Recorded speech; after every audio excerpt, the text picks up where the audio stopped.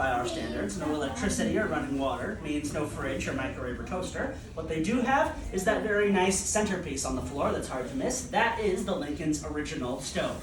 Cast iron, wood-burning cook stove there. Very impressive and useful. You can see it has a stove top, an oven on the inside, and an overhanging shelf off the front, which is called the apron. On the apron, you can see the old-fashioned irons. You can heat those up there, do your ironing right on the stove. It is a multi-purpose tool. Wow. Now, Mary and the hired girl actually use that stove every single day. Mary, in particular, loved it, famously. Mrs. Lincoln loved that stove so much that she wanted to take it with them to the White House.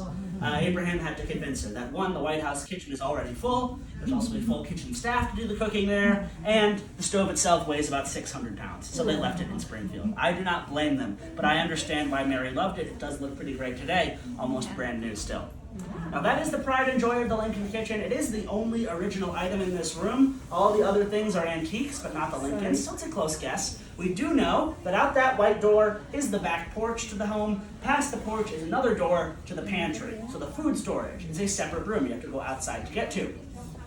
But while we are still in this room, the last thing I want you to notice is just the size of the kitchen itself. Take note of how small the kitchen actually is between the four walls. And really don't forget that, because it's pretty important. It actually turns out that this kitchen is the same size as the entire log cabin where Abraham Lincoln was born. He had to share a cabin the size of this room with up to 8 other people at once. That is his humble origin, growing up on the frontier there. Of course, he also had less than a year of school put together in his life. He taught himself to read. When he grew up and left home, taught himself to be a lawyer as well. There's no law school for Lincoln. He borrowed books whenever he could until he was able to pass the bar and become certified.